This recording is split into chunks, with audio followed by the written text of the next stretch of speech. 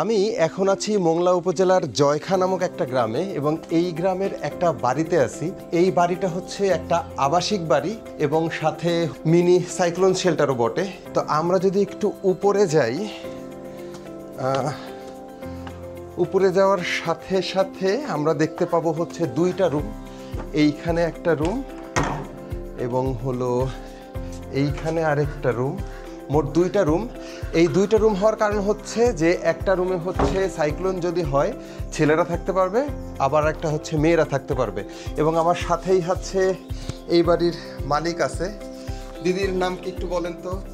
আমার নাম প্রভা মৃধা। প্রভা মৃধা। আছে দিদি, বলেন তো যে এই বাড়িটা হচ্ছে কবে আপনি উঠছেন এবং হচ্ছে এই বাড়িতে ওঠার আপনার সুবিধা কি হয়েছে, কি কি পাইছেন সুবিধা?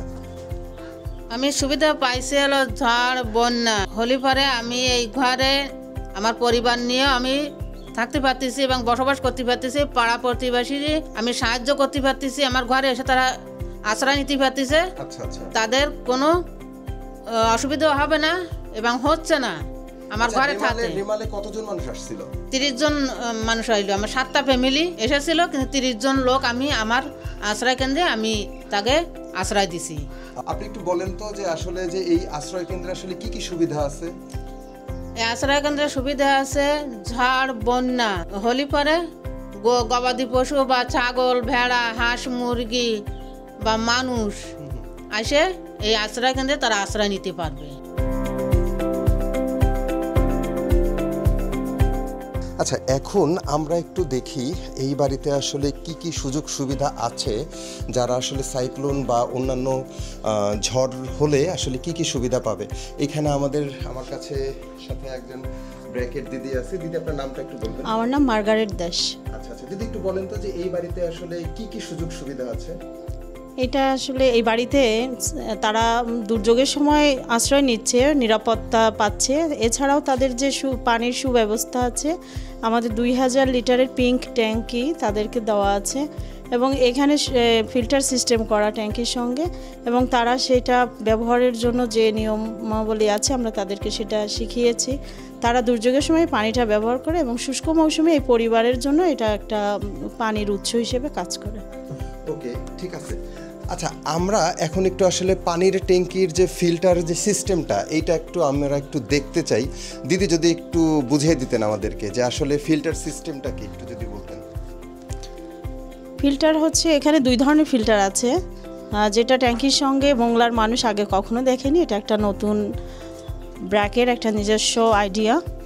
এবং ছাদ থেকে যখন পানিটা আসে, প্রথম যে বৃষ্টির পানি 10 মিনিট পানিটা পড়ে যাবে এখান থেকে, এটাকে বলে ফার্স্ট ফ্লাশ। এখান থেকে পানি পড়ে যাবে 10 মিনিট পরে, তারপর ফার্স্ট ফ্লাশ বন্ধ হয়ে যাবে। উপরে গেট বাল্ব আছে, এই গেট বাল্বটা তখন খুলে দেওয়া হয় এবং খুলে দেওয়ার পরে এই পানিটা ট্যাঙ্কির মধ্যে যায়। এখানে প্রি ফিল্টার আছে, এই প্রি ফিল্টার হয়ে পানিটা ভিতরে থাকে এবং যখন আমাদের উপকারভোগী বা তারা এই পানিটা হচ্ছে ব্যবহার করে, এখান থেকে যখন পানি পড়ে এটা হচ্ছে পোস্ট ফিল্টার। এই পোস্ট ফিল্টার থেকে তারা আবার এখান থেকে সুন্দর নিরাপদ পানিটা পাচ্ছে এবং সেটা খেয়ে তারা নিরাপদভাবে থাকছে।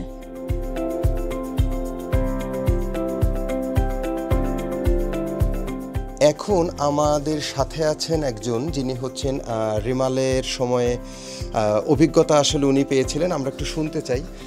দিদি, আপনার নামটা একটু বলেন। আমার নাম সাথী হরাই। আচ্ছা, এই কি একটু অভিজ্ঞতাটা বলেন তো যে কি হয়েছিল সেদিন, তারপরে এই বাড়ি থাকাতে আপনার আসলে কি সুবিধা হয়েছিল?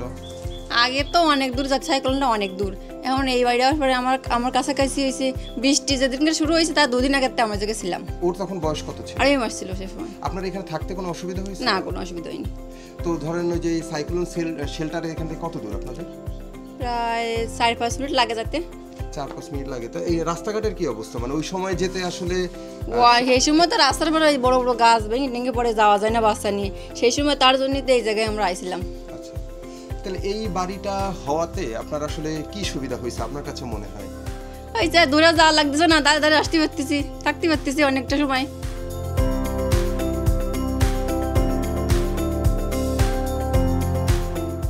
বড় কোনো ঝড়ের সময় আশেপাশের এলাকায় আসলে বিদ্যুৎ থাকে না, তো তখন হচ্ছে এই বাড়ির ছাদেই আসলে স্থাপন করা আছে আসলে সৌরবিদ্যুৎ। তো সৌরবিদ্যুৎ থাকাতে যখন হচ্ছে এখানকার সাধারণ মানুষরা আশ্রয় নেয়, তাদের কিন্তু আসলে বিদ্যুতের কোনো অসুবিধা বা ঘাটতি হয় না। এটা আসলে সাধারণ কোনো বাড়ি না, এটা এমন একটা জায়গা যেখানে আসলে সাধারণ মানুষ বাঁচার সাহস পায়। তো দেখা হবে পরবর্তী কোনো ভিডিওতে, ভালো থাকুন।